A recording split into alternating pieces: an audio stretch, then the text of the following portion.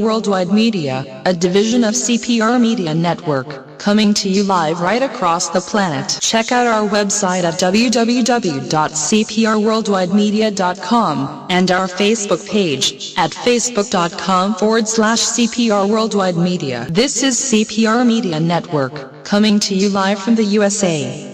Well, looky here, a new listener. Hey, this ain't your little sister's radio station. And good Wednesday. How's everybody today? Right now, you would normally be hearing our little intro music that would play, but situation is today we can't do that. So, Diane, in lieu of that, I am going to paraphrase John Mellencamp. Okay. Here's a little ditty about Craig and Diane, two right side patriots doing the best that they can. Before you do that, there are people waiting for this, so let me give it to them. All right. Oh, there we go. A bugle salute to the big show today. Folks, if you've been keeping up with what's been going on here at CPR, you will know that Diane and I refuse to shut up. And we're going to get into this big time today during the show. The issues with Diane and I, the issues with CPR, the whole 9 yards, and we've got a huge show on tap for you today. We've got a couple of really, really special guests today. Colonel Jim Harding is going to be joining us at the bottom of this hour. He is a Benghazi, just absolute expert on what's going on with Benghazi, and for that matter, Extortion 17. Colonel Harding is going to have a very good friend, another Benghazi expert, joining us at the bottom of the hour. And a little bit later, we'll have Captain Larry Bailey. 27 years as a U.S. Navy SEAL and Navy SEAL trainer. Of course, Wild Bill for America is going to join us. And here shortly, Diane, in about 10 minutes, we're going to do a quick 15-minute or so interview with the, the CEO right here at CPR Radio. So this is going to be a big show, folks. And if you're not up to date with what's going on, if you haven't been reading the articles that Diane's been posting over at thepatriotfactor.blogspot.com or the articles I've been posting on my blog, thenationalpatriot.com, you're going to get an earful of what's been going on today. I mean, just an absolute earful. But Craig, I think before we go any further, we need to say hello to our friends at the NSA. You know, you're right, Diane, because we know they're listening. We know the U.S. government is monitoring our show today because you and I have been labeled, apparently, as potential threats to national security. So to the NSA and their windowless offices, probably sitting around without their pants on, it's good to have you listening today. Yeah, welcome, guys. You're going to get an earful. Diane, we do have a couple of quick hitters that we need to get to, and so let's get that update as soon as we can hear from our resident intern, the moderate Muslim, Mohammed Hussein Obam, from a mountain in Tora Bora, deep inside of a cave. Mohammed! Oh, Mohammed! Oh, there he is. Let's see what he's got for us today. Well, Diane, unfortunately, we have to start with another update on the plane. I'm getting sick of this. I'm getting absolutely sick of this thing. So am I. I'm almost as sick of the plane as I am of Muhammad. I'm almost as sick of the plane as I am of Obama. Well, yeah, you know. Look, let's update folks on this thing because we're talking again about Flight 370, the Malaysian missing 777. Now, Diane, we got to almost go back 2 months now for this, but you know they were hearing pings, electronic pings out there in the bottom of the Indian Ocean somewhere, and they said, "Oh, that's it. That's the black box." Well, now they're saying maybe that wasn't the black box. Gee, I think two people under surveillance reported that a long time ago. I know they can hear us in Malaysia. You guys, those could have been whales. They could have been dolphins.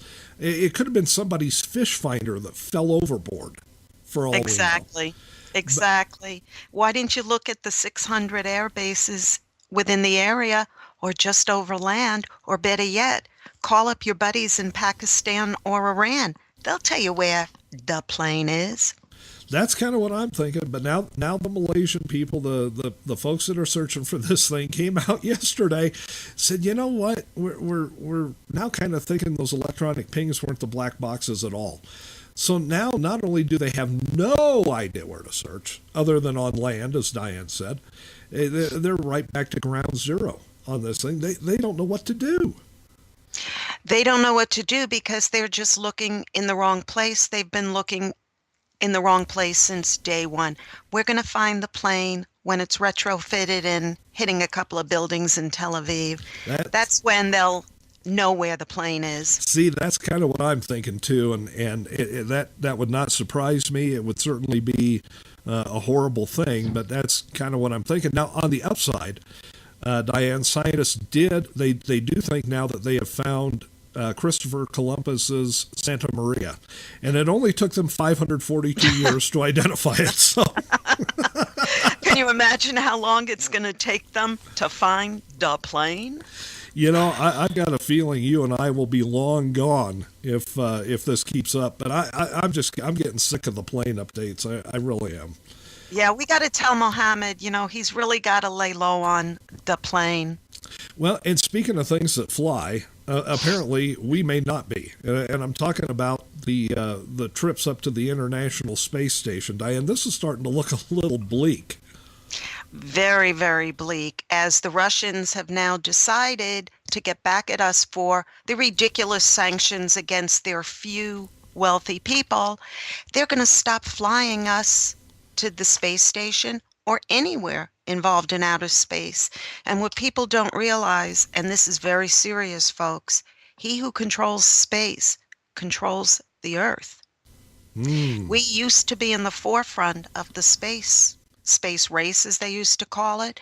Now we're passengers ready to be kicked off. There's something wrong here, folks. Well, here's what happened. And this goes right along with Obama's sanctions of maybe a couple of dozen Russian diplomats and everything. Russia has now decided that they are going to prevent the U.S. from using any Russian-made rockets or equipment to launch even satellites. But Diana goes a lot further than that. This goes all the way to the International Space Station, and we are, like 5.5 years away from maybe being booted out of there? Exactly. The only saving grace we have is basically SpaceX and other private companies that are working in conjunction with NASA to try to get us back into space. And the whole thing is, none of this had to happen because in 2004, when President Bush set the date for retiring the space program, he didn't set the date for retiring going out into space. He just retired the shuttles per se. He had a whole other plan on the drawing board, and that was called the Constellation program with the Orion multi-purpose crew vehicle. That was the vehicle that was supposed to take us to Mars. And Barack Hussein Obama canceled it all. Now, that Orion capsule, that thing is huge. It looks like the old Apollo capsule. I mean, yes, same shape, same, yes. Thing, but it's huge because I think it was supposed to carry 7 people, I think. Yes. And they were set for an unmanned multi-hour test flight known as Exploration Flight Test 1, and it's scheduled to go aboard a Delta IV Heavy rocket in December of this year. But folks, I wouldn't hold my breath for it because, Obama needs that money for his freebies and handouts to get the people to vote Democratic at the midterms. He can't afford to funnel that into the space program. The only thing President Bush did that was very smart, and Obama cannot touch the funding, is in 2017, there will be an unmanned rocket going to Jupiter's moon, Europa, for a flyby. Europa is believed to be very Earth-like. It has water and it has an atmosphere. So they're going to do a flyby. And in 2020, we are going back to Mars with a rover, but not rovers like we have now. We're going back with biological rovers specifically programmed to look for either signs of life, and we're not talking humans here, people, we're talking microbes and that sort of things, or to look for traces of past life on Mars. Those programs seem to be pretty much protected, but under this regime and under the man with the phone and the pen, you never know what's going to happen, folks. Well, it's going to be interesting if they, get that next Mars rover up there and start snooping around, because the quantum leap between like the Spirit and Opportunity rovers and the Curiosity rover is enormous. And so I can't even imagine what this next one is going to be capable of, because Curiosity is doing great work on Mars right now. And thankfully, we've got a system of our own. We don't have to, borrow from the Russians or use the trampoline or, something like that to get it off the ground. Luckily, Sure. we have our own system to get that up there. But come 2020, it looks like if things don't change, and they could between now and then, but if things don't change, it looks like the Russians are going to kick our little astronaut butts right off the space station. They kick us off the space station. They've basically kicked us out of space. And because these things that are going up are unmanned.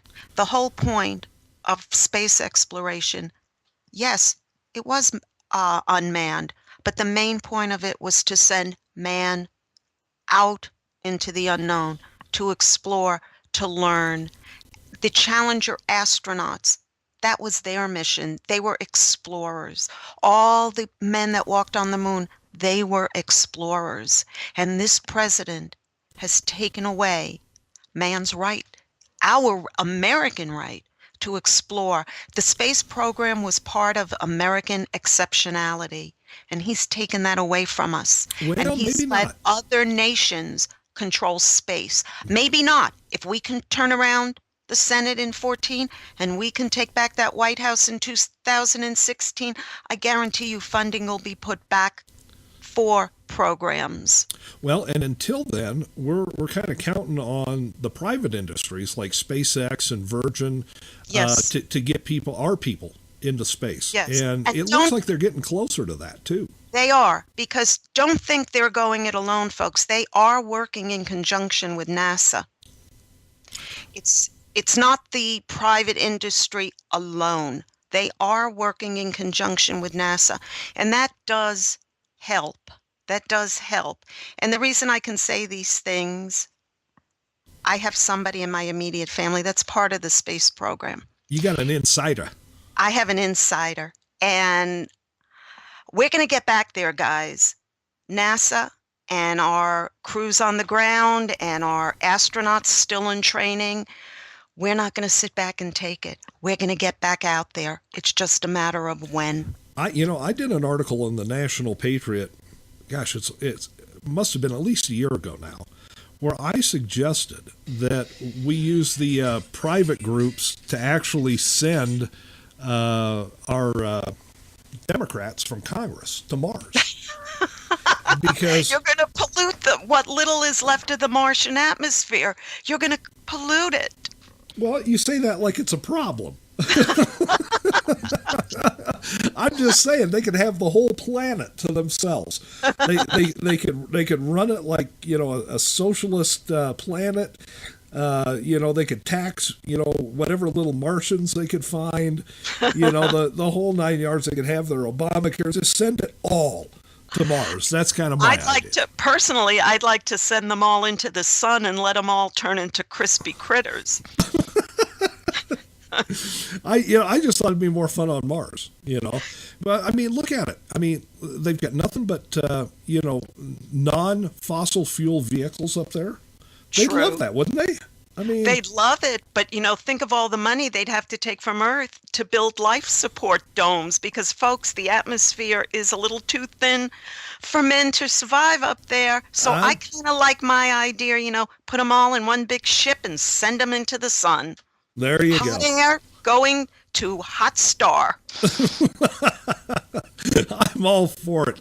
Okay, my goodness. Hey, you know what? We started the show today. We were talking a little bit about the issues here at CPR with Diane and myself. And the FBI and government tapping in. Craig, hold on a second. There's a call coming in from the Colonel. Oh, is there? Okay. Yes. Hello? We've got the Colonel. I'm going to go ahead while she's talking to the Colonel, and I'm going to pull Michael in here and see if he's available, because he is the CEO right here at CPR Radio. We're on the air now. So let's see if he's not even going to pick up his phone, so he must be busy. Maybe the NSA is talking to Michael right now. Okay, guys, I'm really sorry about that, but when you have a guest of this importance and he's calling in to verify information, you got to take it. You take the call. That's exactly what you do. Michael, are you with us? I sure am. How y'all doing today? There he is, Michael Collins-Windsor. I want to thank you for joining us on Right Side Patriots today. It's been quite a week around the old CPR barn, hasn't it? You know what? We got accused of, you're doing this for publicity. Publicity, hell. You know what? I could have done without this kind of,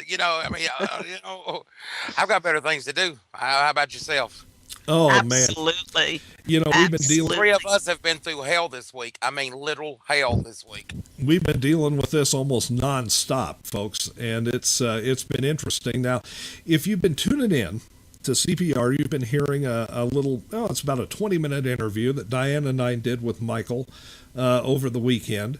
And just to bring people up to date, it would be a week ago tomorrow that you had your vehicle literally vandalized in a parking garage. Yeah, that's correct. Yeah, I went over to pick up some papers at the medical center, parked my Range Rover over on the 7th floor of the hospital parking deck. Come back from getting the paperwork, get there, all four tires were slashed, and also the car had been keyed, profanity had been put up there, but found an interesting little tidbit, a note warning myself and my cronies about our investigations and how more than the tires could get slit, so. And Michael, you need to tell them that the police did have all of this on camera from the parking garage. We found out yesterday. Okay, this was the interesting part about this. Yesterday, when we were talking, when we spoke to the attorneys told us that the police department had taken the footage from the hospital. They had it, but they are no longer in possession of it. They said another branch of the government took the entire footage. Oh. Isn't that interesting? Now, speaking of another branch, okay, we've written articles. We've kind of laid it out there for our listeners and our readers, both Diane and I have, about what transpired with the streaming. And this was really shocking because two guys identifying themselves as FBI, badges, credentials, business cards, showed up at an executive's home. This is an executive that runs the streaming company by which we are licensed to play music at CPR. And they literally ordered him to sit down and shut up. They ordered him to pull the stream off the air. They ordered him to write you an email, and we've included that in a couple of articles in the last couple of days. And they literally threatened him with the IRS. Yeah, they did. And another company that they had bought, they were trying to make corrections that the former owners had made within that company with some mistakes. And he was threatened with these mistakes that they've already corrected before he even had the company. All right. Now, this is something that, when we were as you know, the phone kept ringing yesterday. It was attorneys yesterday when we were all in conference yesterday. When the attorneys contacted us yesterday, we found out that the FBI, the local FBI office, okay, has no way of getting into the CPR file. Okay, now let me stop you right there, because they did identify, the local FBI did identify that there is a file, there is some sort of an active something going on, but they can't get into it. They cannot get into it. And also, there was no injunction, no warrant from any judge, which we have found out that the FBI doesn't have to have one to go in and do the things that they apparently did on Saturday night. But there was nothing to take us down legally, nor were today, when as you well know, when the phone rang today and it was one of my banks, they go in today telling them they want copies of all of my banking records. But Now they had credentials, but they did not have any type of warrant for this information. And I mean, but apparently there seems to be another type of investigation within the FBI that's going on that a regular agent just can't get into. So what's up? And they don't need certain documents that, let's say, that the police would need, like search and seizure warrants and all that. The FBI operates a little bit differently and outside of those regulations. So they can actually go into, like they did with the gentleman on Saturday, they can actually go in and force certain things to be done without these warrants, without these court orders and things. And that, folks, is just mind-boggling. Well, and not only, you know, you not got to only think that, of it. You got to think of it another way. Obama doesn't need a private militia. He's already got it. It's called the IRS. yeah, now not only did they go to this gentleman's home, they showed up at 8 o'clock in the evening. They did not leave until about 2 or 2:15 the next morning. Exactly. Yes. Yes. And by the way, guys, for the record, the cronies they were talking about was Craig and I and our show, Right Side Patriots. Now, literally what they told this gentleman was that this all stems really from the two investigative series that Diane and I did. The first one on Benghazi, the second one on the land grabs, government land grabs. Now, they said what CPR has there was two snoopy reporters that are potential threats to national security. But they didn't stop there. Michael, they gave you a title as well. Oh yeah, I'm a potential terrorist. Number one, I'm a white Christian Jew male. Okay, they had information that we were able to obtain from the FBI that there was a file on me that they actually do have of where I have been purchasing and collecting weapons over the past 20 years. Plus, where our property is located in the middle of nowhere, all of our neighbors are Amish. And that what they said that we had a wall built around our property, we had private security, and we were off the grid. And that right there is suspicious to them. And also, it's important, Michael, you tell our listeners you are a veteran. Yes, that right there, and a small weapons expert. So that's got a lot to do with whatever it is they're thinking. They're wrong to begin with. They don't understand that when you've had problems with Monsanto and you've got property, you're trying to protect your home, especially in this day and age. You're just trying to protect your children. You're trying to protect, what you've got, on your property.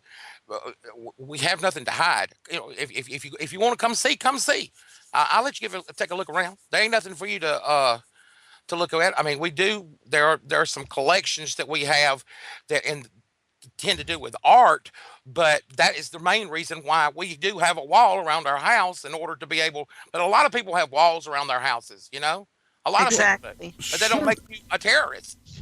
It's called, the Second Amendment. You can protect your home and your property. And That's your what life. a Second Amendment is in place for. Now, let's be honest here.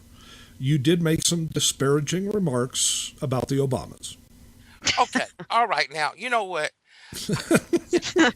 Okay. All right. Yeah. Now, on my show, when they wrecked my computer, when they hit my show, yes, I have said a few things about Paul Bathhouseberry, King Killer from Kenya. Yes, I have said a few things. Okay. And just because I played him a special song, Lily Allen's F You Very Much, dedicated to him, and I did have a special show thinking that I personally believe that Michelle, or excuse me, his husband, I mean his wife, Michelle. I can see where you're confused. Okay. All right. I mean, that her Adam's apple and her package is bigger than his. Okay. Yeah, they considered that, disrespectful to the president and the first lady. But you know what? Look at all the disrespect they've done to JWB. Those years that he was in office, they called him every filthy, disgusting name in the book. And nobody did a thing about it. But you say one thing about Obama and the Moo, and they're all over you. Yeah, this is called selective enforcement of the worst kind. Let me tell you what it is. It's harassment. Exactly. Well, to know me, I'm about as politically correct as that doorknob over yonder. Okay, so and I refuse to be politically correct. And I'll say this on air, and I don't care who hears it. I'm free white over the age of 21. I pay my taxes, raise my young'uns right, do the right thing, go to church, try to do the right thing. And if folks don't like it, I will say whatever I want to when I say for. If it's the wrong thing, I realize that that's between me and God, it ain't between me and nobody else. Well, remember, the only thing not protected under the First Amendment, you cannot put out words to the effect of overthrowing the government or inciting violence. Beyond that, anything is free game. And we've never done that. Exactly. We've never done that. Exactly. Now, you know what? In his second inaugural address or speech at the Republican National Convention, Richard Nixon said, "It is time for a new American revolution." I have said that. But that's a common phrase. Yes. That's a quote. That's a quote. That you are not inciting violence. Right. You are not personally inciting violence. You were just quoting an ex-president. That's fine. That's not inciting violence. These rules, the Constitution, the left has so bastardized. If they want to apply the Constitution, they will. If they don't want to apply the Constitution, they won't. Well, guess what, folks? It's not an either or. You follow the Constitution. And we have a right to say what we believe, as long as it doesn't incite violence, as long as it doesn't advocate the overthrow of the government. We in this country can say whatever we want. Well, there's three items that I carry around, and I want our little friends that are listening to us right now, I want them to know the three items that I carry around. I carry around the King James Holy Bible. I carry around the Constitution of the United States and my 45 named Bessie. Those three things is what gets me through my life, okay? Putting God at the center of my life. That does not make me a terrorist. It makes me an American. Well, see, here's the problem. We are complying with the Constitution. That's why we are now being targeted, because we believe in the First Amendment. We hold dear the Second Amendment. And so for those two reasons, we are now on the list. The watch list, and, I had an honor a couple of weeks ago of being the left's loon of the week. But you know what? Getting on the possible I'm sorry, not terrorist, that's Michael. The possible national security threat. My God, I've been on the air, 2.5 months? And I've gotten these honors already. You know what, Craig? We're doing something right. Well, when we were talking to Wild Bill on the phone the other day, he said, you guys have set a world land speed record for getting on that list. He said, I don't know how you did it in just barely over 2 months, because he's been trying to get on that list for years. The truth, because we told the truth. That's what bothers them. And you know what? We're so careful. We included, in my opinion, it's our belief. I believe we didn't accuse anyone of anything. We just gave our opinions. Well, And it's still America. and we're not going to shut up, folks. We're just going to keep right on going. And, we've got a great show lined up for you. We'll have Colonel Harding coming on here in just a couple of minutes. And a little bit later in the show, Captain Larry Bailey is going to join us along with Wild Bill for America. We've got a lot of ground to cover when we're talking about Benghazi, Extortion 17, the situation that we've just described, here at CPR. Michael Collins-Windsor, we want to thank you for joining us. And we're going to ask you to stand by because we may need to drag you back into this conversation before the show's over. I'll be here. All right. Great. All I can say is the two of you, great job. Keep doing what you're doing. These hits that came on with the car, with the computers, the notes, whatever, was to get me to shut you up. Guess what? I ain't shutting you up. You do what it is that you do best, and that is expose the truth. We sure will. That's what it's all about. I think the Colonel's calling in now. I believe so. Diane, let's take a quick break here for just a couple of minutes. We'll be right back with Colonel Jim Harding. Don't go anywhere, folks. We've got a lot to cover today.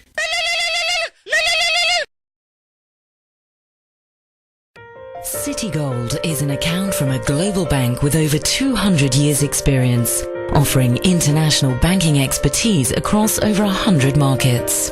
Your dedicated investment consultant adds a unique personal touch to your banking experience. Complimentary lifestyle offers like Marhaba service and free global money transfers help you save on time and money. At the core of Citigold is your dedicated relationship manager, personally looking after your financial needs.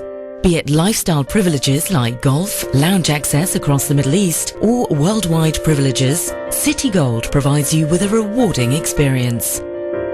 One card is all you need for all your Citibank accounts. As a Citigold client, you benefit from our international expertise and global reach. Citigold is more than an account. It's a personal banking service offering exceptional privileges, customer service and recognition worldwide. So wherever you are, Citigold will be with you.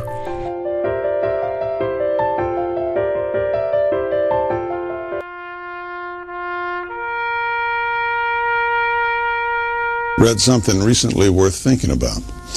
It's the soldier, not the campus organizer, who's given us freedom to demonstrate. It's the soldier, not the reporter, who's given us freedom of the press. It's the soldier, not the poet, who's given us freedom of speech. It's the soldier who serves under the flag, who defends the protesters' right to burn the flag. Isn't it time now to demonstrate that we support our troops? Were it not for the brave, there'd be no land of the free. Fred Thompson's message was brought to you by citizensunited.org.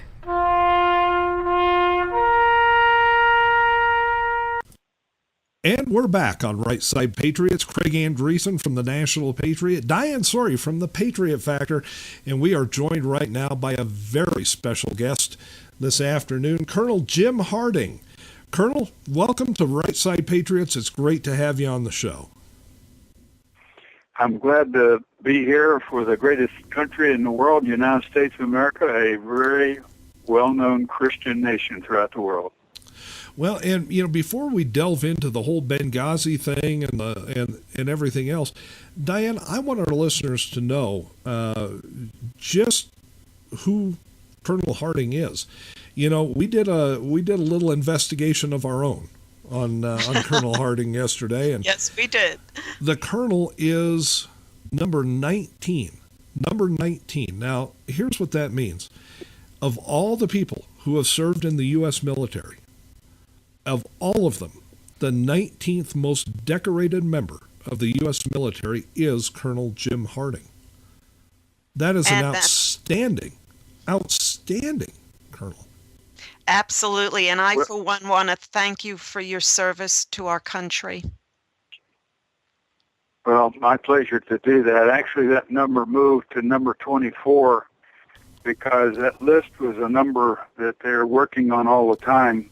And, of course, some of the folks they've discovered recently been given decorations during World War I, which were not always documented. So I've moved down to number 24. Well, I'll tell you, that's still pretty good. You know, if you've dropped all the way to 24, I don't know if we even want you on the show. But Colonel, you it's one of served those things.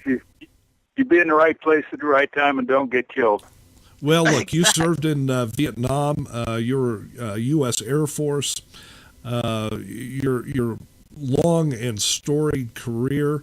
But now you've got a different mission that you're working on now, and it's Benghazi. Tell us a little bit about what you do in relation to all of this stuff that has gone on for the last 20 months regarding the attacks in Benghazi. Well, let's start a little bit. There are two organizations. One of them is the United States Patriots Union, which was started by two people, Tim Harrington, an ex-Marine, and J.B. Williams, who served the government in another capacity. That Patriots Union has different parts of it that represent everything we're trying to do to get our country back on track. In 2010, we started the Veteran Defenders of America in 2009, and we joined with the Patriots Union in 2010.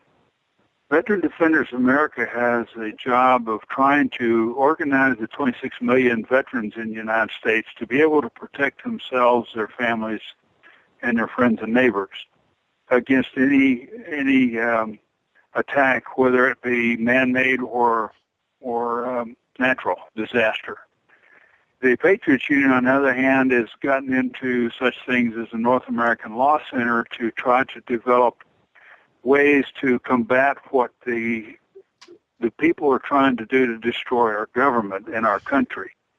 And that's how we got into the Benghazi thing, is because we have been trying very, very hard to stop a government that has essentially run amok and is destroying our military two ways. One, by cutting the number of people that are involved in the military and the equipment that they have, and the other is to develop a civilian force, which, as Obama said when he was elected, was going to be better and stronger than our military force. And he's doing that by buying up billions of rounds of hollow point ammunition, thousands and thousands of military vehicles to give the Department of Homeland Security, training young people to serve the government rather than serve the people, building camps, determined camps throughout the United States, and essentially allowing terrorist training camps throughout the United States of America. Now, what we've tried to do is to bring attention to this, and of course, the final thing would be to affect legislation that would change that. So Benghazi was a perfect example of how the government had failed to do their job, which is support our missions abroad, and especially our missions where we have ambassadors and other people working to help other nations, in most cases friendly nations, but even the nations that are not too friendly, we're there to provide a conduit of information back and forth with their government and our government. In Benghazi, we failed to do that.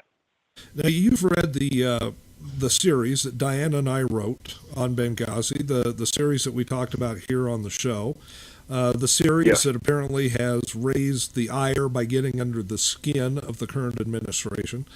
And in your opinion, sir, because I value your opinion highly on this, how close did we come to the truth on what we wrote and what we said on the air?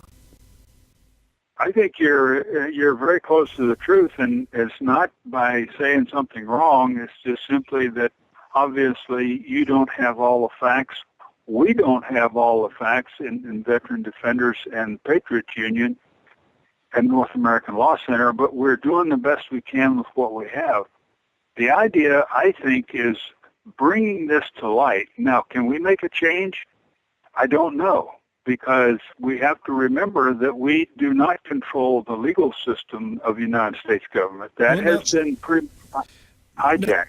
Now, let me just stop you right there, Colonel, and far be it for me to try and correct somebody of your stature, but I believe you have already made some changes because you have been instrumental in gathering up other folks just like yourself, retired military, people of great standing, and you have written letters upon letters to Speaker Boehner, literally demanding a select committee of the House to investigate Benghazi, and that is now what is transpiring. So I think you have had an impact already, sir. Well, we're hoping that it's going to make a difference once the select committee convenes and starts to do its work.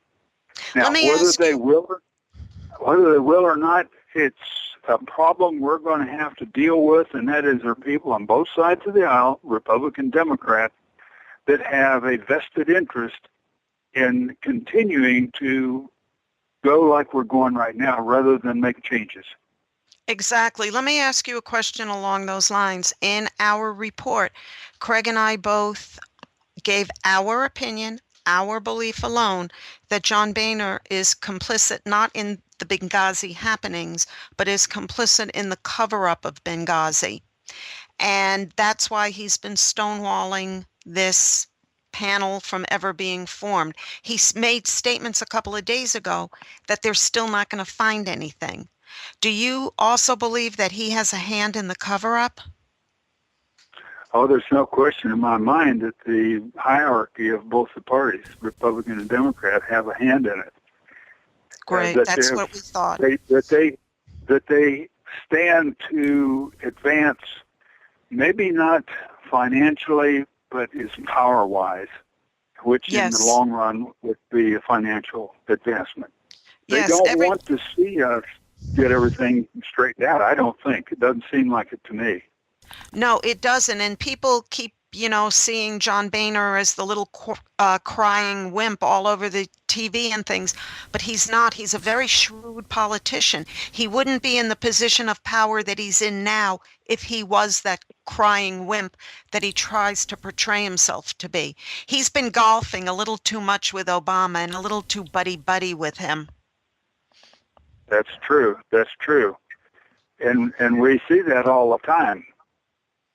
Well, now, Colonel, you've written these letters to Boehner. You finally see a select committee, in the process of forming here. Whether or not Nancy Pelosi will appoint any Democrats to that committee, we don't know yet.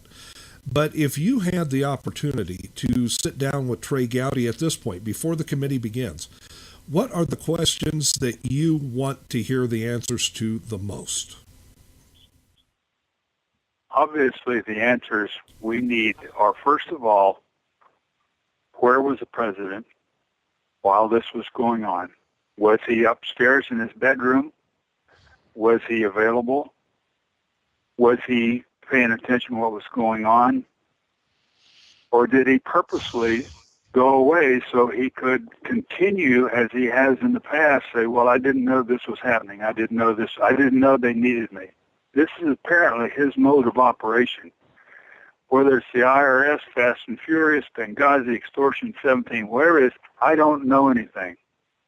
And he seems to value that so that he can not take responsibility for anything. In other words, he's got a Teflon suit on and everything just slides off because he claims ignorance.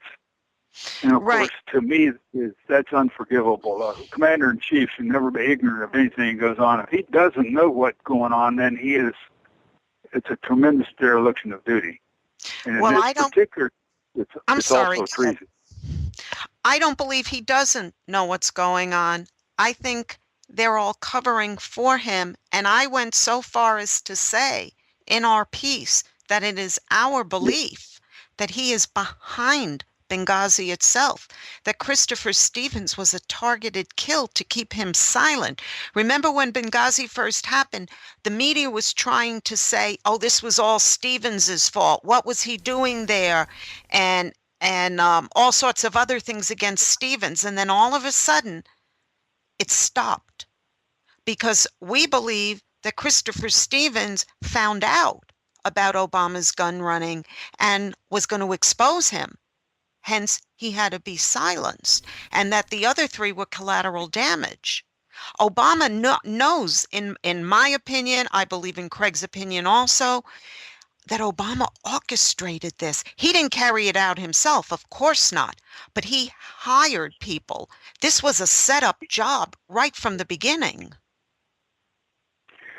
Well, of course, I don't have that particular information right now, but I certainly don't disagree with what you're saying, because it appears that that's what's happened. We also know, obviously, that the Muslim Brotherhood was involved because Morsi, the ill-fated elected whatever he was of Egypt, they were heard to say such things as "Don't shoot, we're from Morsi." Exactly. This is Well, and then, they'd like to see. at that point, you also have to drag in Hillary Clinton into this. Her main advisor, Huma Abedin, has connections to the Muslim Brotherhood. More than connections. Well, yeah, I mean, she's got family ties. That's right. Yeah, and you know, you've got Hillary over a period of months drawing down our security people in Benghazi beyond the objections of our security team there that was literally begging for more security. And then the State Department goes and replaces our U.S. security teams for our diplomats in Benghazi with the 17 February militia, which was Ansar al-Sharia. Exactly. And what about that stand-down order that seems to be hovering over everything?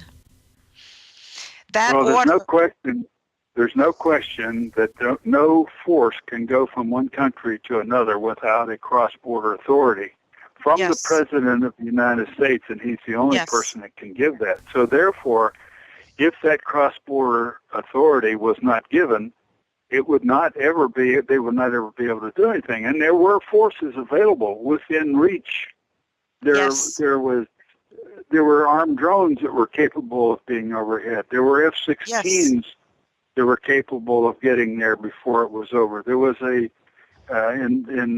Sigonella, there was a group down there. There were Marines out on ships that could have gotten there. There were AC-130 aircraft, gunships, that were close enough by to get there. All of these assets were available, and in fact, as I've said many times, throughout the time that I was in the military, we had plans of action for every country in the world, emergency plans. Those plans would be automatically initiated in a case of something like the attack on Benghazi. We had forces available within reach.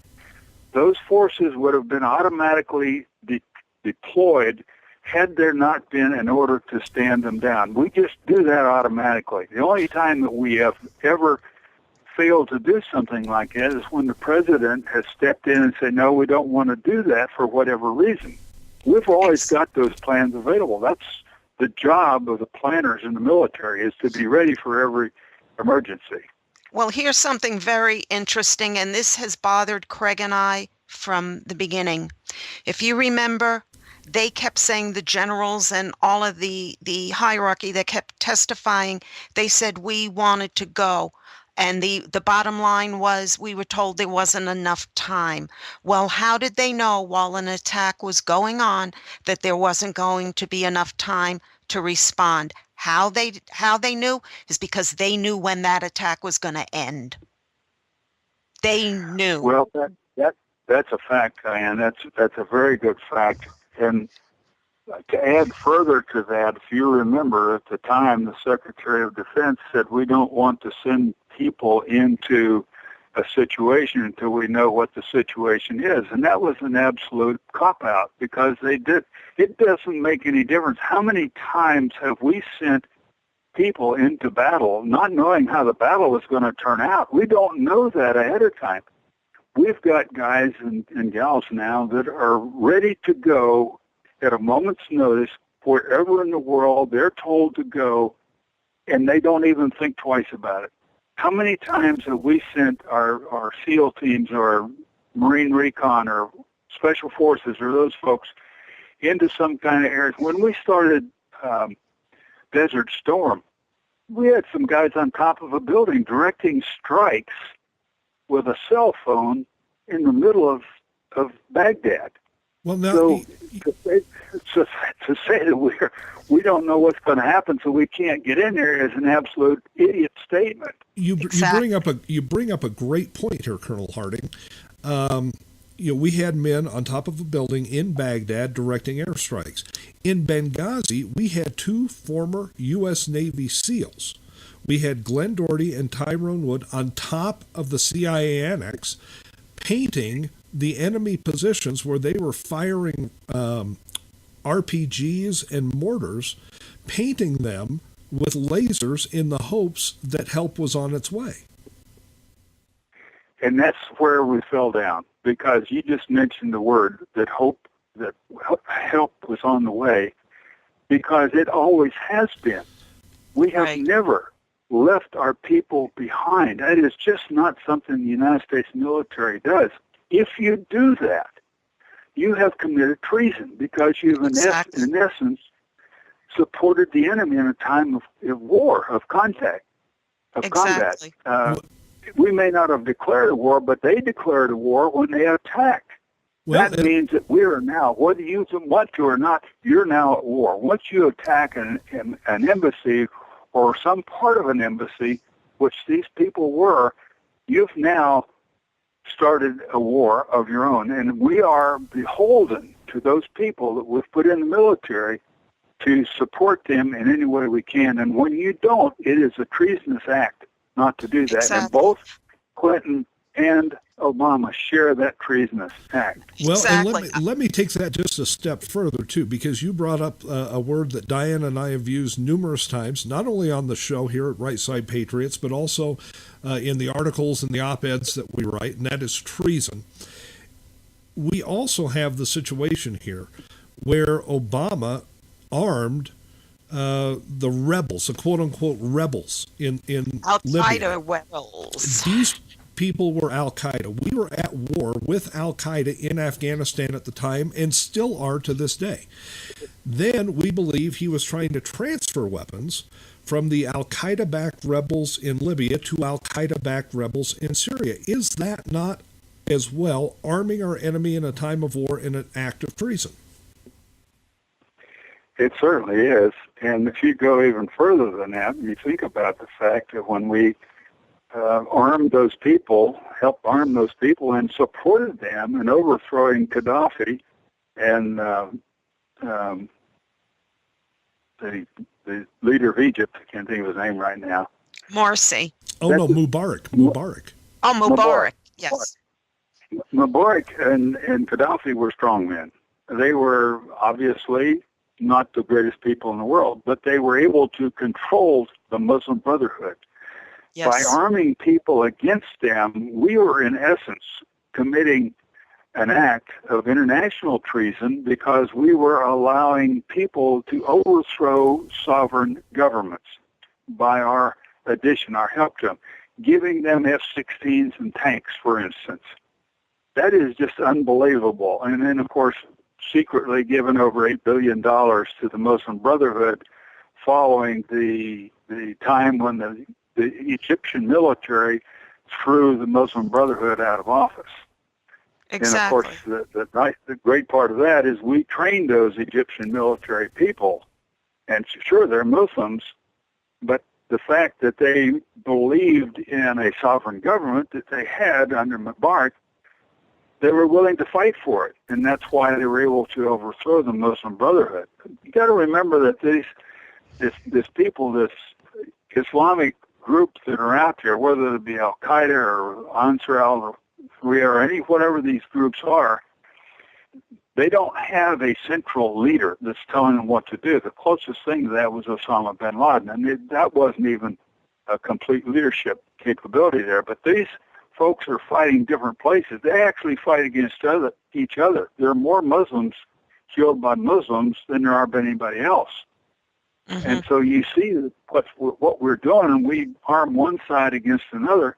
We're getting into somebody else's sovereign territory, and when there was no reason for it in Egypt and with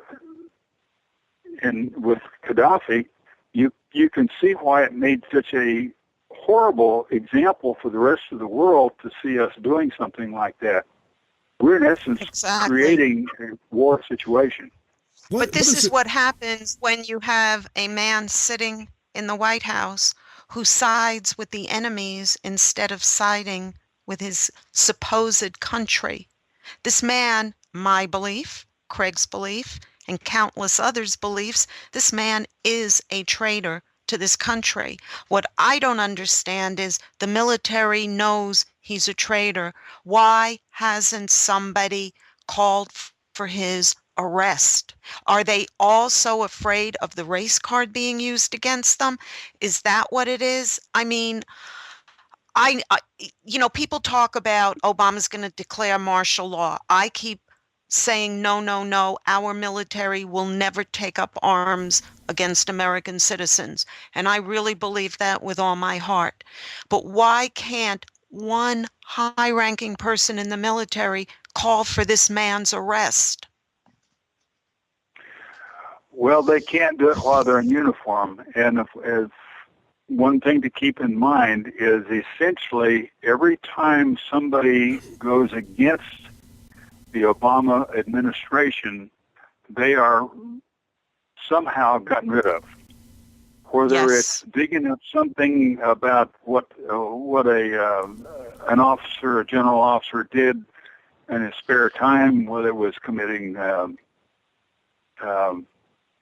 immoral acts or whatever, they're going to find something. And if they can't find something, they'll make something up. And once the press follows it, it doesn't make any difference if it's true or not, because the press will run with it. And we've lost hundreds and hundreds of senior officers from our military lately because they've just been essentially drummed out of the Corps by this administration because they refuse to, as you say, fire on their own citizens.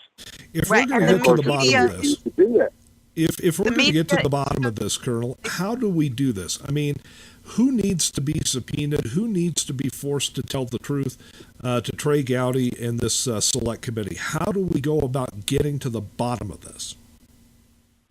Well, the first thing is we have to make sure that everybody has to, if they're called, they have to come. And then we have to find somebody, some way to go out and get them. For instance, Hillary Clinton. We've got to make her testify and tell the truth. And then we can point out where she's not telling the truth, then that's going to discredit her immediately. If she fails to answer, then she can be held up on charges. Can Obama be called? Well, the same thing with Obama. We've got to find all of those folks who had anything to do with it as far as these messages back and forth. And we've got copies of all those messages, emails, wires, and so on, that we can bring out that's going to prove what happened and why it happened. The problem we're going to face with that is we're going to have a difficult time getting anybody to do anything about it. We don't own the courts. We don't have a nonpartisan court system anymore. The court system will pretty much support, especially the district there in the District of Columbia, where most of this is going to go. They will support the Obama administration before they'll support the facts, the truth. And I have a feeling that there's some way or another they have something on this group that's in the Supreme Court right now, John Roberts especially. It just doesn't seem right that he would change his mind like he did. Maybe he doesn't want to be another Breitbart or another Tom Clancy and suddenly disappear, or whatever it happens to be. But there's certain things we need to do. One of them, of course, and what we're fighting for with our group, is the first thing is impeachment. We've got to impeach Obama because we can't prosecute him until we get him impeached. We have to block amnesty of any kind. We cannot afford to have all these people who have moved here illegally or even have been brought in as political asylum or something like that, we can't have them voting because they're going to be against us. We have to make sure that the states have their own individual rights, and we support that 10th Amendment. We've got to make sure that these hearings on not only Benghazi but Extortion 17 and all the Middle East are carried out. And finally, we have to make sure that our state attorney generals take the power that they have under the 10th Amendment and block all of this stuff that's coming out of the White House and coming from the federal government. We can only do that if we have an awful lot of people that are dedicated to doing this regardless of the problems they're going to run into as a result of it. Can you just clarify one point for me, please? You said we need to impeach him to go further. Am I led to believe then, with that statement, we know impeachment is nothing but a slap on the wrist, a la Billy when he got impeached. But in order to bring other charges against Obama, we do need to impeach him first? Is that correct? Okay. He's the president of the United States. We can't prosecute him as president. We can prosecute everybody else, but we can't prosecute him as a president. Unless he's impeached. That's correct. Okay, thank you. Thank you for that. Colonel Jim Harding is our guest on Right Side Patriots this afternoon. And Colonel, can you stay with us through a break? I would really like to get into talking about Extortion 17 with you.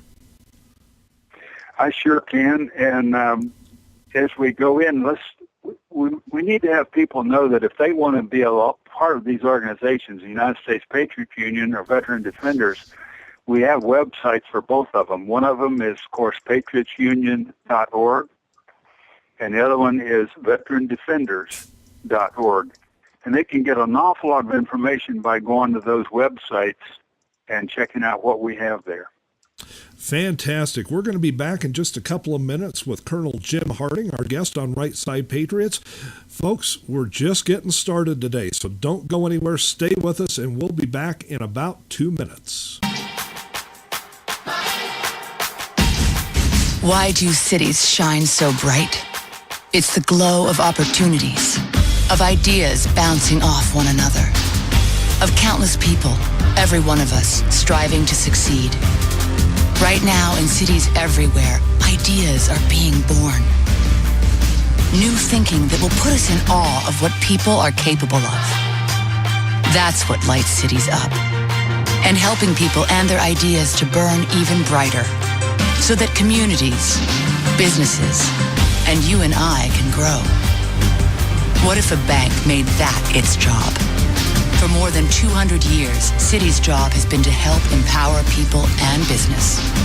Now, around the world, it's wherever people gather, wherever ideas come alive. It's wherever you are. The world's city.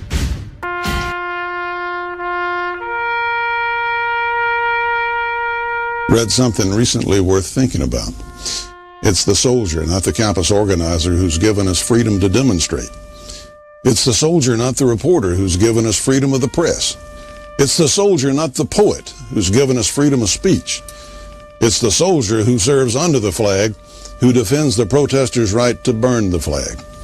Isn't it time now to demonstrate that we support our troops? Were it not for the brave, there'd be no land of the free. Fred Thompson's message was brought to you by citizensunited.org.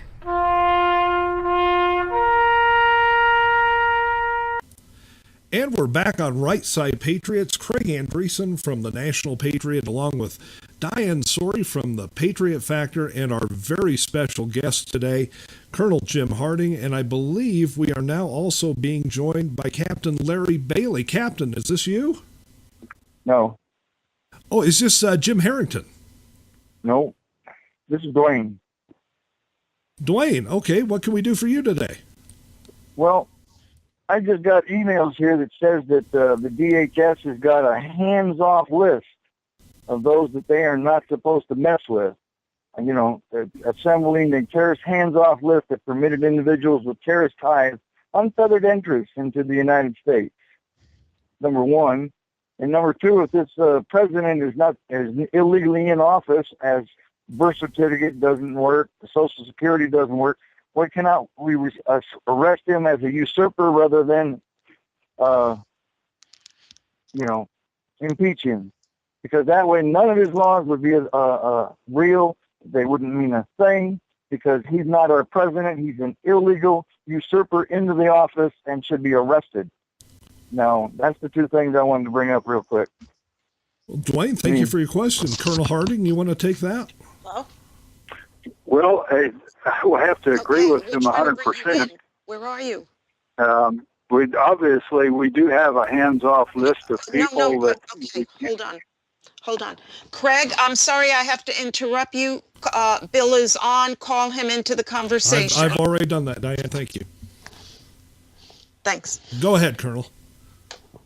Well, as he mentioned, the hands-off list are people that we can't get in touch with. We can't talk to. And this is why we needed the select committee in Congress, because we've got to be able to talk to all the people who are involved in whatever it happens to be, whether it's Islam, whether it's Muslim military, whether it's Benghazi, whether it's extortion, 17, Fast and Furious, any of these things.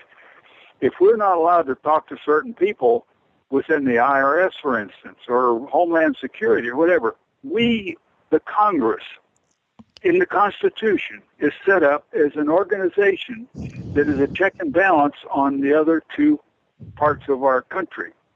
The executive branch of the president and the legal branch, which is the Supreme Court. The Congress are the representatives of the people. House of Representatives are directly elected by the people, and the Senate is supposedly elected by the states. Right. They have to be able to talk to people, and there cannot be a hands-off list. And what happens when you do that, you put an amount of secrecy in our federal government that is not intended to be there. That is what has happened, and that's why it's going to destroy our country if we keep it up. Now, is according to the illegality of the president that's in office, we have a problem with that, in that this is the only president that I've ever heard of or known of where we can't find out a thing about him. We find out more about his dog than we do about him. But there's no way that we can get this into the courts, because the court system has been jeopardized to the point that they will no longer listen to anybody. Nobody has standing to understand whether he is an illegal citizen, whether he is not even a citizen, where his birth was, what his birth accounted to. None of these things we know about him. We don't even know what kind of grades he had in college or anything like that. Any other president would have had all this information. Any person that goes into the military must have a birth certificate. It must be on file. They must have a background investigation. We must know everything about them. And this we have not been able to get on this president. Now, what can we do about it? Nothing, as long as we can't get a hearing in the courts.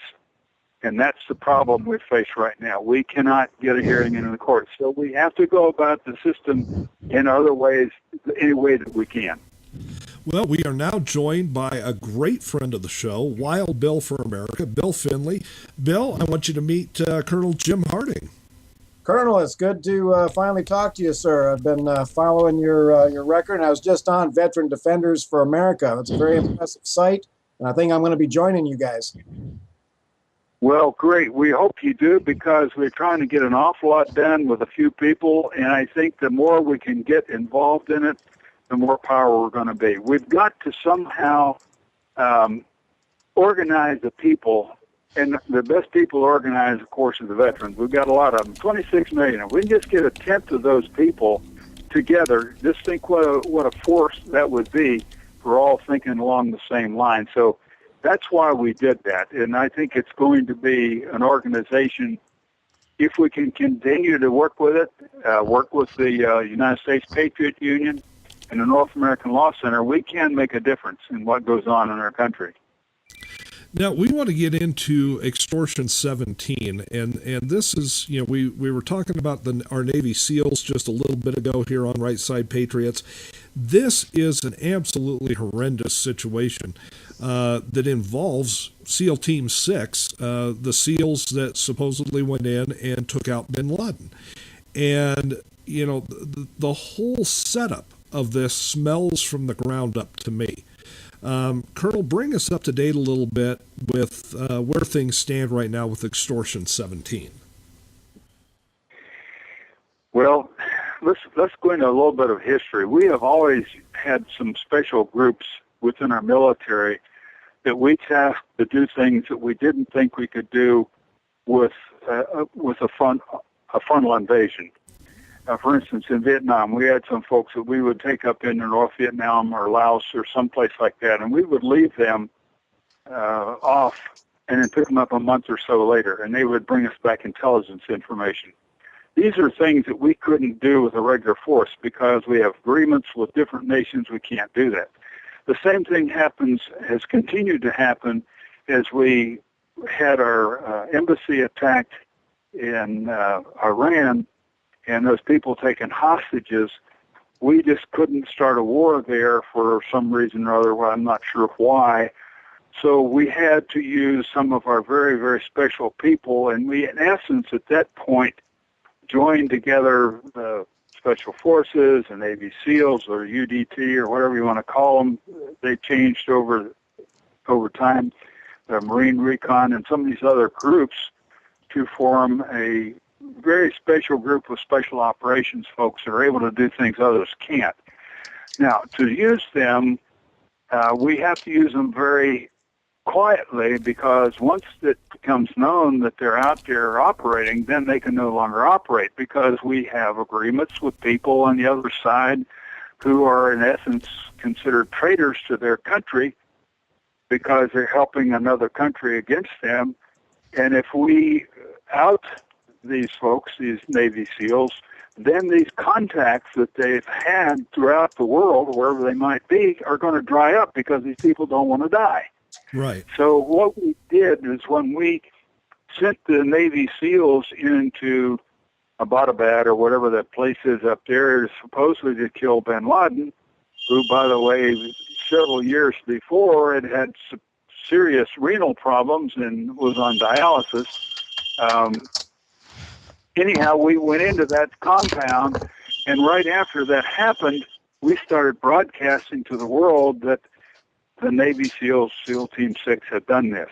Mm-hmm. We lost one of our helicopters, which was highly modified to be able to get in and out of places without people seeing it.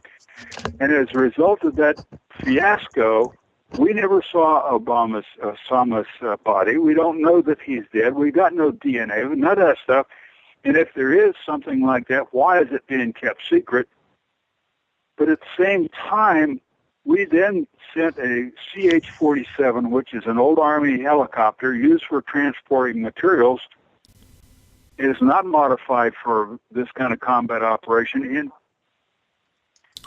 Now let me clarify that for just a quick moment here, if I can. The helicopter that we sent in there was a cargo helicopter. It wasn't a troop transport, correct? Yes, it was. It was not. They do have CH-47s that are modified, but they didn't use that for that one. They used a regular cargo helicopter sentiment. Okay, and then what happened after that? Hold on just a second. Oh, okay. So we're talking about Extortion 17 here on Right Side Patriots, and this is where we sent Navy SEALs, excuse me, the same Navy SEALs that were in the bin Laden raid, and we sent them on a mission. Now, this is after, of course, the Obama administration literally outed SEAL Team 6 and told the world, here's who did this, here's who went to Abbottabad, here's who went and got bin Laden. Now, whether or not bin Laden was actually gotten at that point, whether that was a body double, whether that was just cover for a mission that didn't really accomplish anything, we don't know. But the SEAL team was then outed. After they were Yes. outed, they were loaded on a cargo helicopter, not modified as a troop transport. So they're sent out on this mission, Colonel, and what happens? Essentially, and by the way, Tim, that was just Tim that called in. He's going to be calling in here shortly. Okay, Tim Harrington. Great.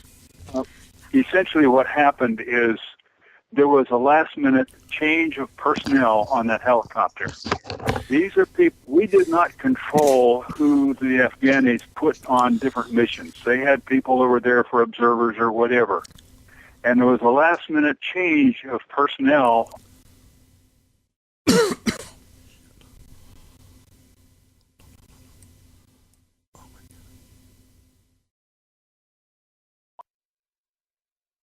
Somehow, folks, we have lost the call. We're going to get them all back here in just a second, if you can hang with me.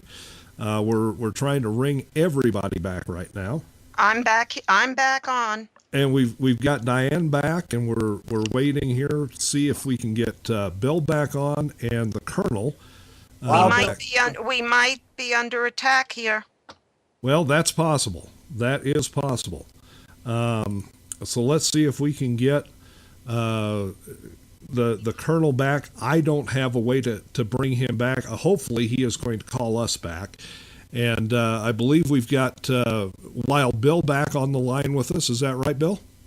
I'm here. Okay, something happened. Everything on the boards blinked out completely, and everything went down.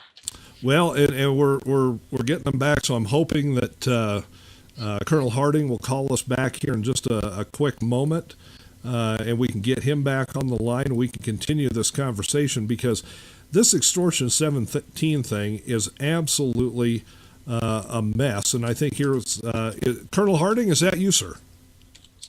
This is Tim Harrington.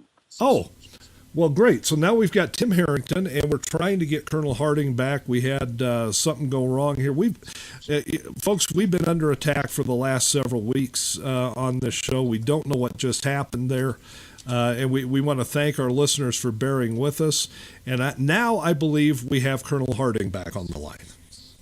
Yeah, I think the NSA cut me off. I think they cut us all off.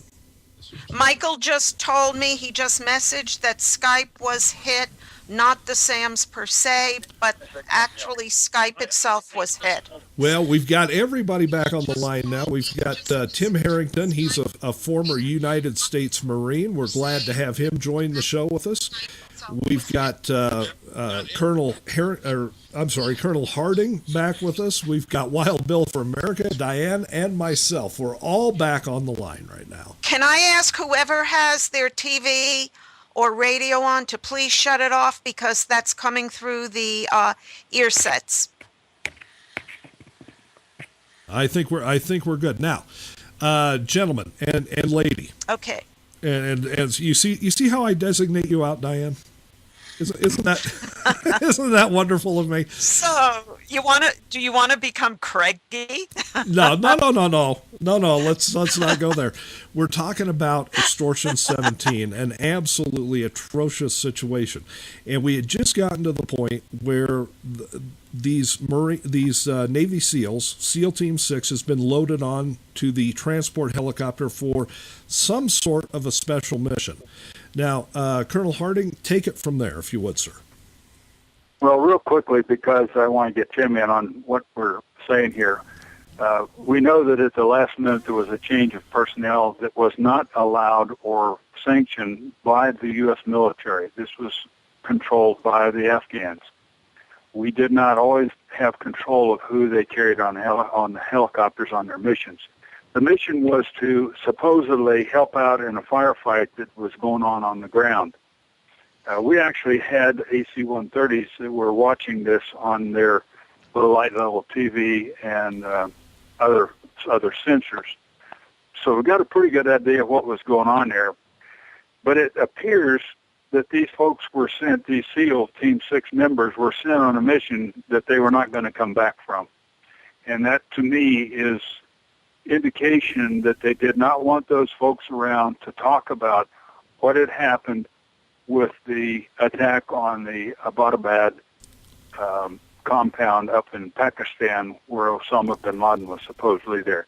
And Tim, why don't you take it from there, because you're a little bit more familiar with what happened on that, with as far as the rules of engagement were concerned. Well, as far as this is extortion 17, right? Yes, sir. That's correct. Yeah. Okay. Well, as the colonel knows, I helped Billy with the book, and I also put together with the team of folks that I work with the questions that were given to advance to Chavitz's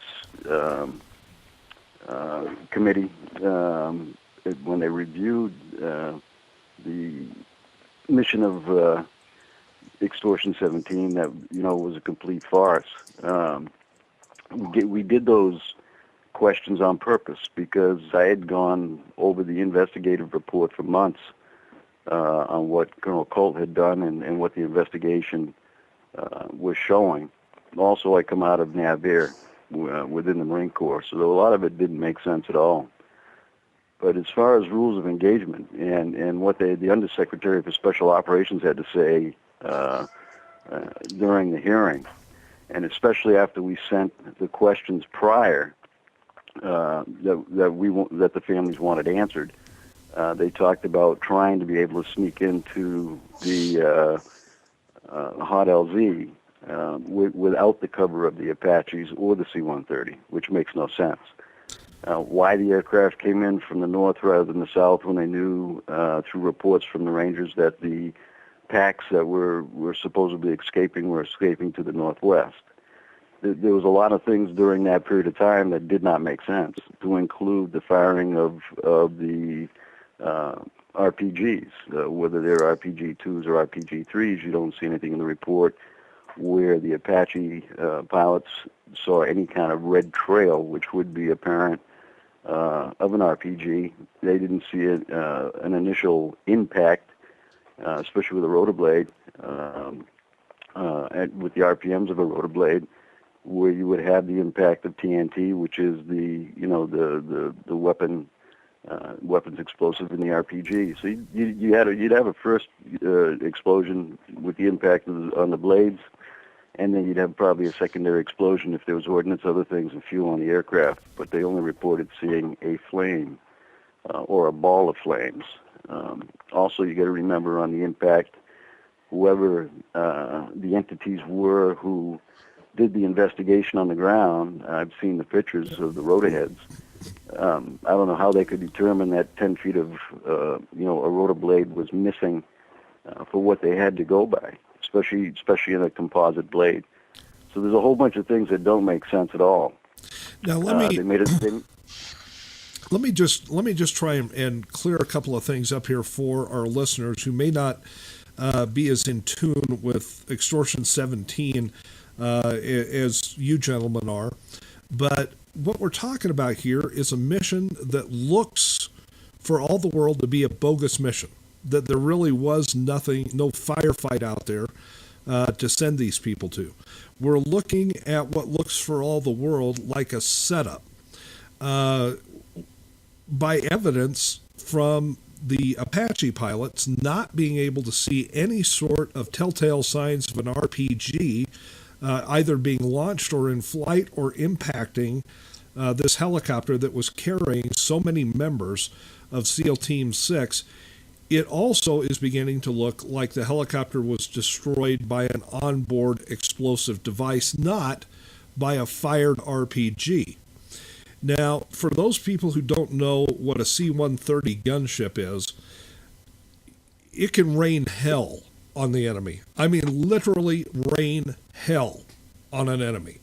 Why, if there was a firefight, was a C-130, which was available, not sent in there as cover? This is part of the rules of engagement. I don't intend to talk about it again, but almost always before the SEAL team was sent in any place, they had fire. And it's just throughout military history. If you're going to invade someplace, you first try to kill as many of the enemy as you can with either artillery or airstrikes. In other words, you're trying to clear out as many of the enemy as you can so that when you put troops on the ground, which we were going to do with this SEAL Team 6, they would have at least eliminated some of the resistance before they had to be placed on the ground. They did not do this, and it was not allowed. And Tim, you probably got a little bit more on why that was not allowed at that point. Yeah, well, Colonel, can you please explain for our viewers exactly who Bill is? Because he wasn't introduced properly. Tim Harrington. Yes, but tell who he is.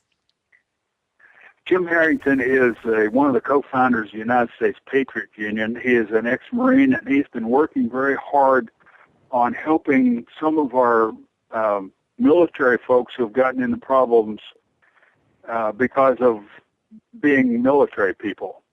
Right. Lawsuits against them, trying to somehow circumvent the U.S. UCMJ, which is a punishment way to destroy our military folks that are doing their job in the time of combat. So he has been following this very, very closely from the beginning, and as I said earlier, helped the Vons write a couple last chapters on the rules of engagement that we were fighting under over in Afghanistan. Go ahead, Tim. Okay. Yeah, as far as open the Vons, I was asked, there was a general involved, a couple of generals that were involved. One general in particular that was working with him at the time, and I was contacted by him to help with the rules of engagement in UCMJ, and that's how I got involved with Billy and Karen. But anyways, as far as the some of the things that went on, force protection is supposedly number one with any command, and none of that was used. You can go on YouTube and look at some of the stuff that's gone on in Iraq and Afghanistan and look at force protection and protocol. This is the first time and only mission that we can find that you had this many people put on a CH-47 for this particular kind of mission.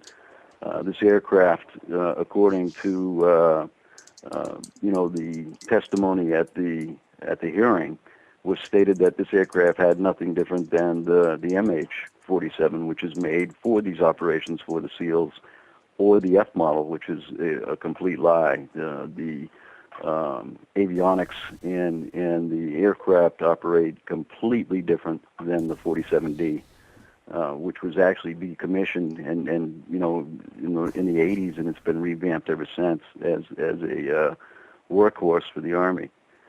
But people need to understand also that the Rangers did not call back for a rescue.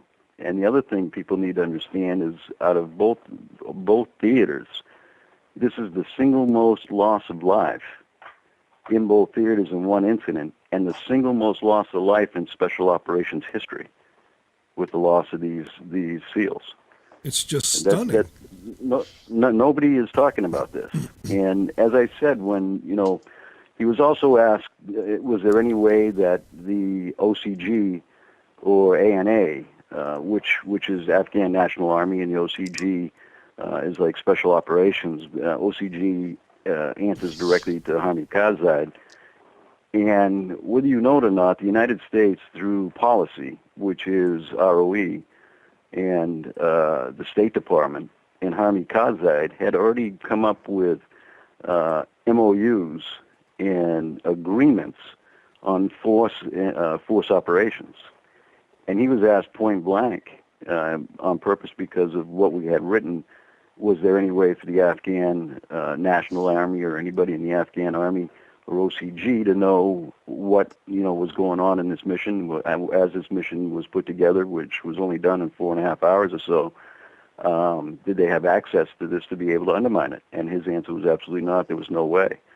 Well, I just got done telling you it's a bold-faced lie, because there are no night operations and there are no special operations that are not cleared first by OCG and the Afghan government. So they had to know. They had to know. On top of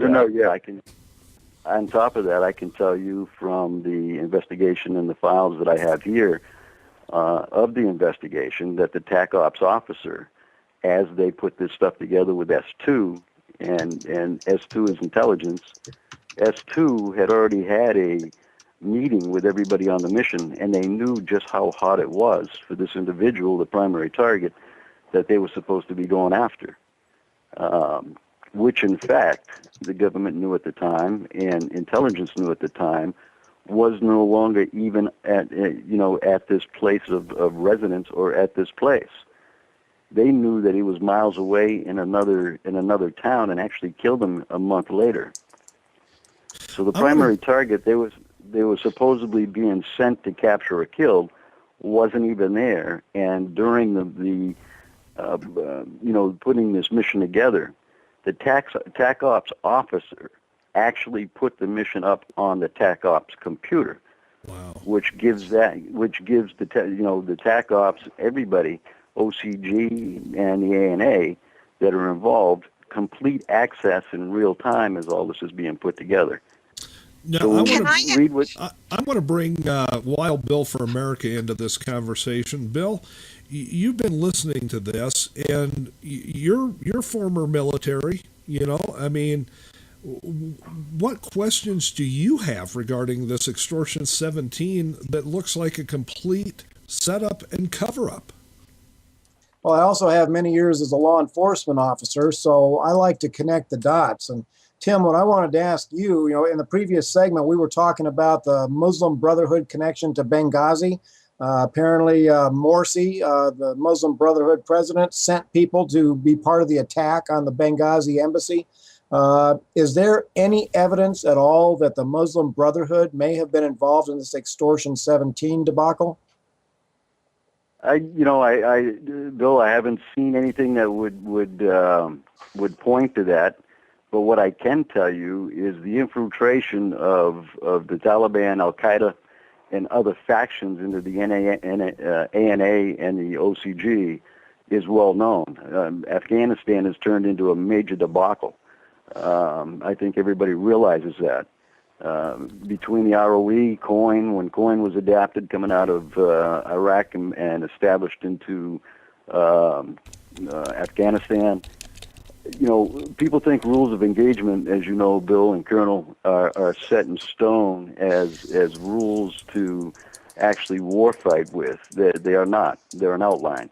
What takes over, especially in this administration and this new military, under the leadership of this commander-in-chief and the State Department, you get into a lot of different factors, as you know, of politics. And the politics that is directly tied into the MOUs of the State Department and this particular executive branch has more blood on its hands right now of American uniforms than any enemy we've ever fought.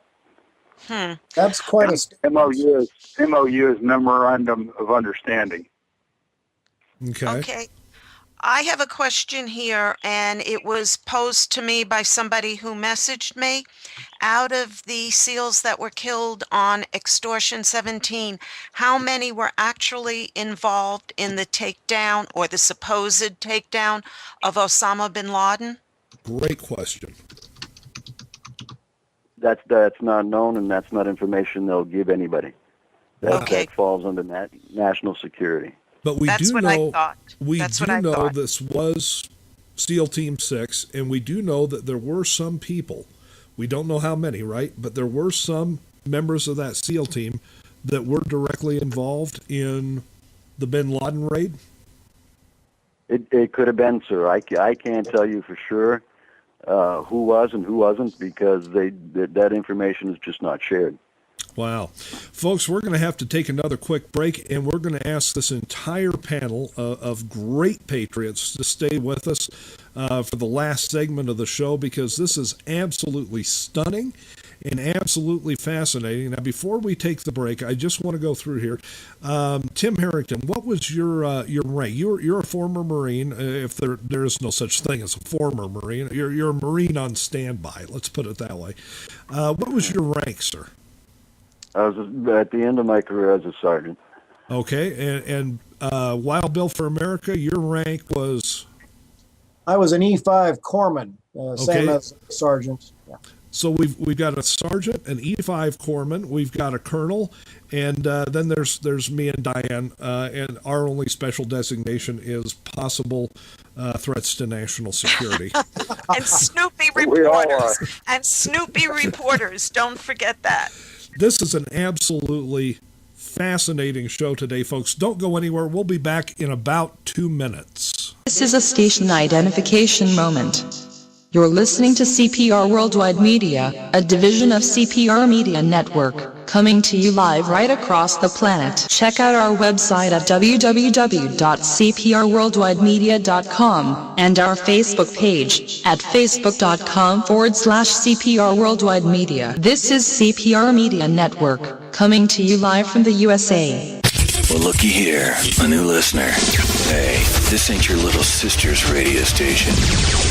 I believe that every single one of us has what it takes to win back-to-back gold. Ski faster than any other human.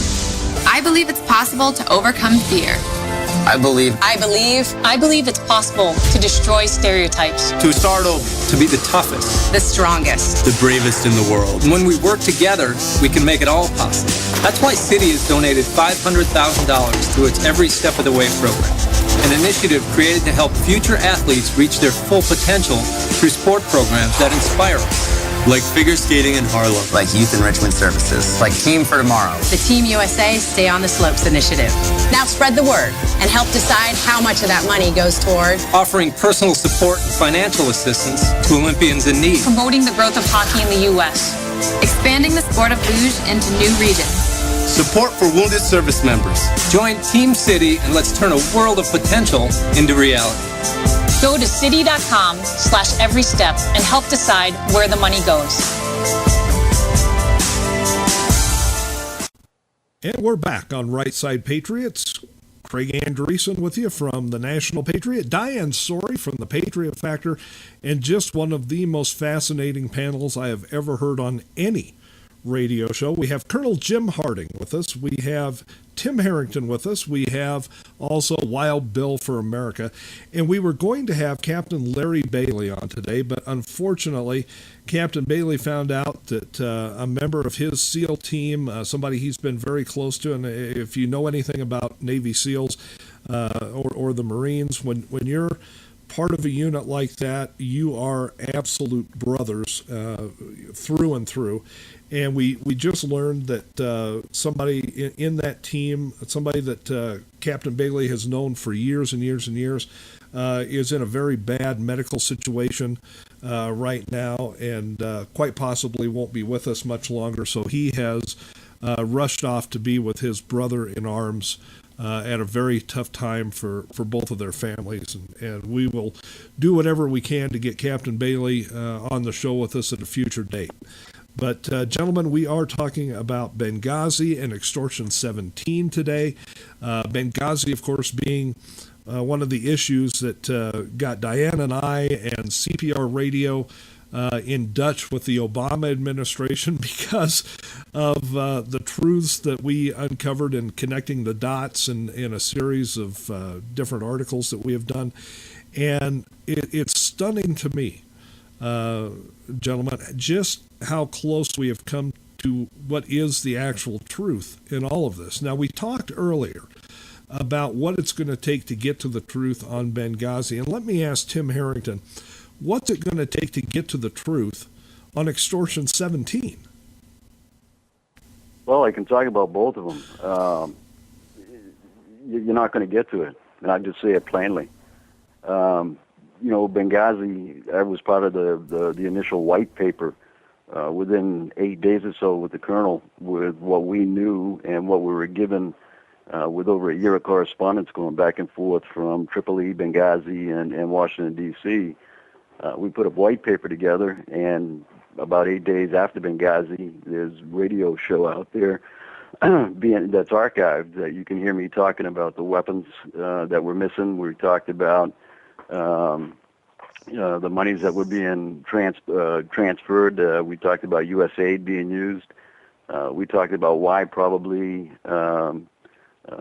Smith and the ambassador were the only ones that did not survive that. We talked about Stanley Inc. Stanley Inc., when you start digging into that, you'll find that once the initial video went up, it was actually taken down. And the video itself changed names 3 different times.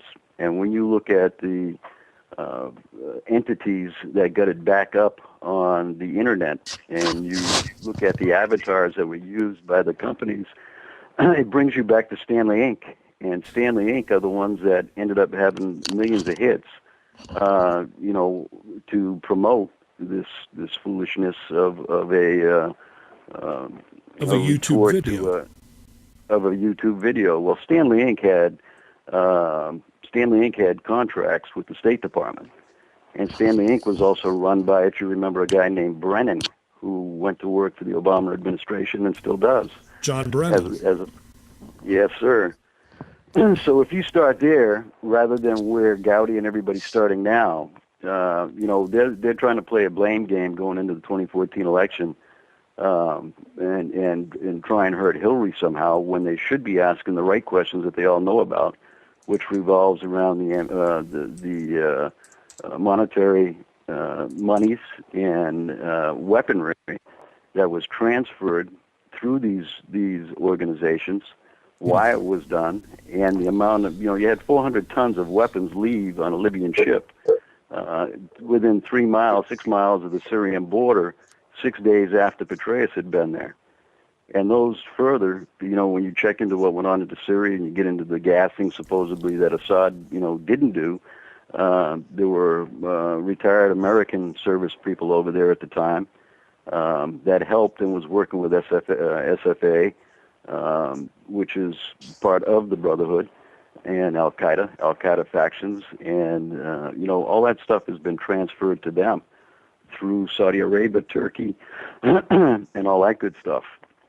So the questions that if you're asking me, are they going to get somewhere? I don't believe so, and Gowdy's already told you that.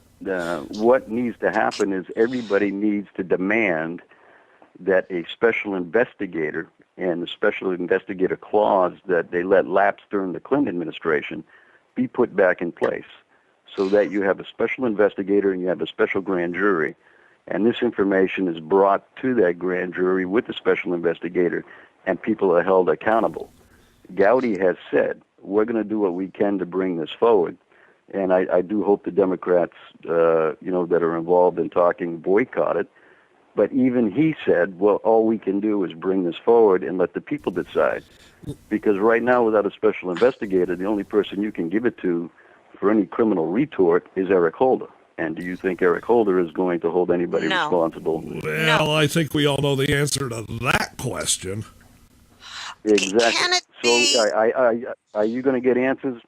You're going to get the answers that they want you to have. Are you going to get the truth as far as up of the people in Benghazi? No, you're not. Okay, let me ask the Colonel and you, Bill, and also Wild Bill, a question. Craig and I did this investigation from a lot of military and a lot of political leaders. We're hearing that we nailed it straight down the line on what we gave as our opinion. And you all know what our opinion is. I sent it over to Trey Gowdy. I also sent it to Ted Cruz. Alan West has had it for a long time. Why are people afraid? And they are actually afraid to accuse this president, in my opinion, of having orchestrated Benghazi as a targeted kill to silence Christopher Stevens. Why is anyone except Craig and I afraid to say that? Who do you want to answer first? Go ahead. Go ahead. Whoever would like. Whoever would like. I'll go ahead and take this.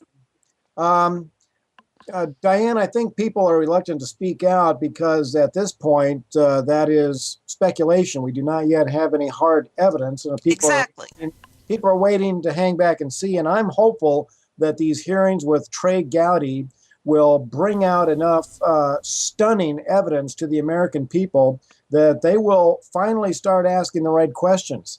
I'm concerned about our military people. I do not want Hillary Clinton to be the next president. She's not running. She's not running. Our military enough already. The last thing that our military has to put up with is Obama version 2.0. Hillary's got to be stopped. I am not convinced that she's not going to run, Diane. And Benghazi is probably the most gruesome presidential crime of the century, and her fingerprints are all over it. Yes, they are. Yes, Hillary they Clinton are. is more aligned with the Muslim Brotherhood than she is with the U.S. military, and I will be tickled pink if the Benghazi hearings prove that to the American people. But nobody seems to be asking the pertinent questions. They're all pussyfooting around. Even this new committee that's being set up, they're all pussyfooting around the obvious. This was a gun and weapons running operation gone wrong. They're all afraid to say it. Why? Is it strictly because this is America's supposed first black president, which he's not? He's the first biracial mixed president. Are people that afraid of the truth? Are they that afraid that civil war is going to break out, a race war is going to break out? Is this what they're so afraid of, that they can't get to the truth of what's happening to our country? The United States Congress is more afraid of the media than they are of the voters. And until that changes, they are going to do the Bill Clinton. They're going to hold their finger up to the wind to see which way the voters are going, and that's going to be it. There is no way the first black president will ever be impeached. It's not even a remote possibility. We need to start looking in another direction. And the one He's not the first black president. The one question that we do have evidence that we should be asking is, Hillary Clinton, did you knowingly and intentionally reduce the security in Benghazi for the purpose of facilitating a terrorist attack against Americans? I agree. I agree. Colonel and Sergeant? Go ahead, Colonel. Go ahead, Tim. Hi. Go ahead, Tim. I agree with Bill on a lot of things. But, getting to the bottom of this, you remember that Trey Gowdy is also involved with the IRS scandal. And a lot of folks are focused, and Bill mentioned to me, I didn't get a chance to answer him, talking about the Muslim Brotherhood. We've done extensive research into that, like most people have. But, people with that even look at the 501c3s being held back from conservatives, and that's what the media, as Bill has said, has you focus on. Why aren't they focused on Barack Obama's stepbrother, Malik Obama, getting his 501c3 and having it backdated for several months, and the amount of funds and donations that are coming out of CARE and other Islamic co-conspirators in some of the Holy Land trials, the money being brought back directly to the Muslim Brotherhood through Malik Obama. There's where you need to start there, and as Bill said, there's other places that we've talked about today that Gowdy needs to start with Benghazi. And you'll find that, when I wrote in Bill's book, when have you ever seen a sitting president and a head of state waiver or create waivers to give over $5 billion to the Palestinian state, where it goes directly to Hamas, and bypass Congress, and nobody in Congress stand up and fight about it, known as against federal law, to subsidize a terrorist organization or known terrorist organizations? Well, let me ask this, because I'm going to take us back here in the few minutes that we have left on the show today to where we started this program. And this is with the attacks that we're getting on CPR, the special designations that Michael Collins-Windsor, our CEO at the station, they're looking at him as some sort of a domestic terrorist. They're looking at Diana and I as possible threats to national security. Why are we being singled out like this for speaking out, for speaking up, and for giving our opinions? What is it that because we're not under the illusion by any means that it's just us. We know that there are Americans everywhere in this country that are being singled out this way. You talked about the IRS targeting. That's singling people out. Why is it that when we give our opinions, as we have the right to do in this country, as long as we're not inciting violence or an overthrow of the government or calling for something like that, why is it that we're being targeted the way we're being targeted? I think it's real simple. They're trying to close off any disagreement with this administration. That's exactly how it's been done throughout the ages. You start with the Soviet Union, you start with Bernardine Dorn and her buddy with their little rules for radicals and so on. Right. They do not want dissent, and they will stop dissent. That's what happened to Breitbart. That's what happened to Tom Clancy. That's what happens to so many of these other places. Dissent, the people cannot know what's going on. As long as they've got a compliant media, the media that they have is compliant with what they're doing, they will be successful. But if they allow the social media to get strong enough where they can bring out the facts, they will lose because they cannot stand the light of day. It's like a cockroach. They're all a bunch of cockroaches. You burn them out in the daylight, and they can't stand it. They'll run for cover. We have got to somehow continue, and this is why I think these two organizations that Tim and I belong to, the Patriots Union, and that website, by the way, is patriotsunion.org, and the Veteran Defenders, which is veterandefenders.org, those two places you can find a lot of information, which will lead you to the North American Law Center. We have got to make sure people are aware of what's going on. If they're not aware, they're not going to make a difference. I've got relatives and friends who don't even want to hear what's going on because they say, well, everything's going okay. The stock market's going up and so on. This is where our problem lies. We've got to get to them. And by the way, we were established as a Christian nation, one nation under God. If we don't get back to that, we're going to lose anyhow. You know, I wrote at the end of my article today about Benghazi and the search for the truth and Trey Gowdy. I wrote that, mark my words, when the heat gets too hot, Obama's going to do exactly what he did in Fast and Furious, and that's whip out his pen and sign executive privilege over a lot of the things that are going to be subpoenaed that might actually lead to the truth. How close do you think we are to seeing that happen, to seeing those executive privileges cloak the truth of Benghazi? I think we're right on the verge of it. So it's not a far-fetched scenario that will happen. I don't think so. I don't think they'll ever get to the bottom of it. Just like Tim was saying earlier, they're going to find their way to weasel around it. I do not believe that they'll get to the bottom of it, but it won't be published and people won't know about it in the public. And I don't know whether you agree with me, Tim, but that's the way I see it right now. Yeah, I mean, what Special Operations is doing and pushing, and this committee coming forward with you got to remember how many committees have they put together to investigate themselves? You have no oversight anymore. Any of the federal or state agencies, but especially the federal agencies, the people in place have been appointed by the administration and approved by the Senate. That's exactly why they got rid of having private, special prosecutors, and they won't bring them back. They have nobody that oversees them in any way. You've had with ISA and his oversight committee since 2010. You've had how many things come in front of ISA? The Pigford file. You had Johnson & Johnson. You've had Fast and Furious. You've had Benghazi. You've had IRS. You've had you name it. What conclusions of any investigation in the ISA Commission or any of his subcommittees have ever come to fruition, and who has been held responsible for anything? Well, and you make a great point there, because to bring these things to fruition, to actually prosecute any of the crimes that have been committed, it has to go through Eric Holder, and that's not going to happen. But let me ask this in just a couple of minutes that we have left. We have about 5 minutes left here on the show.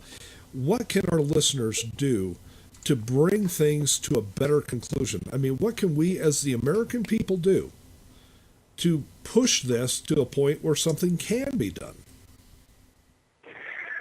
Let me real quick, and I know Tim wants to say something also. I again encourage people to go to patriotsunion.org or veterandefenders.org. Join those organizations. We need people and we need funds.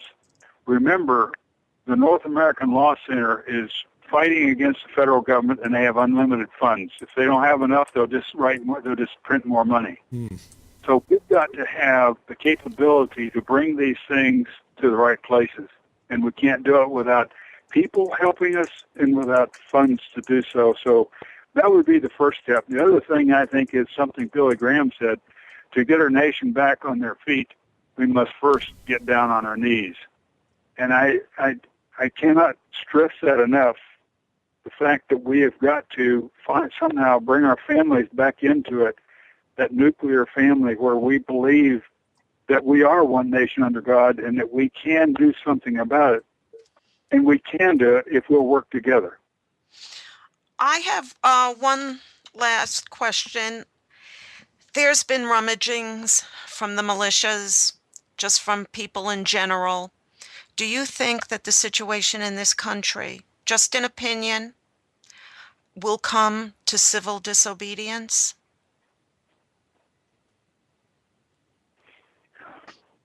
Well, speaking for myself, that's not what we're about, is civil disobedience. Well, that's why I'm asking it, because other people are asking it. Will change take acts of civil disobedience? In no way am I asking for that, please. I don't want our NSA listeners to think I'm calling for anything. I'm not. I'm just asking a question. Is civil disobedience a possibility for some people down the road who get just so frustrated that they can't take it anymore?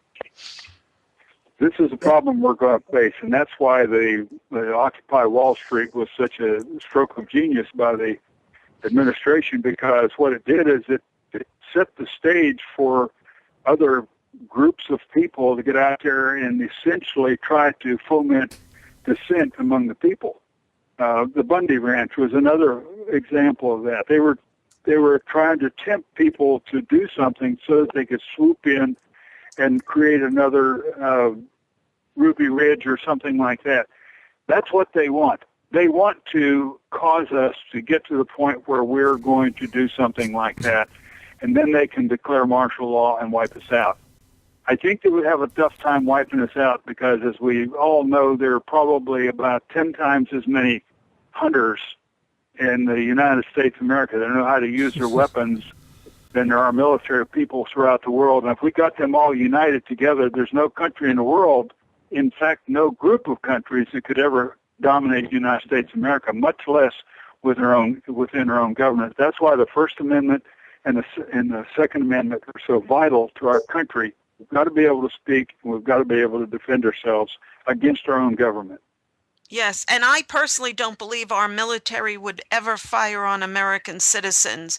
Maybe some rogue people were, but the military in general, their allegiance is to the Constitution of the United States first and foremost, not to the man who sits in the White House. And as such, I, in my heart, do not believe the military would ever take arms against fellow Americans.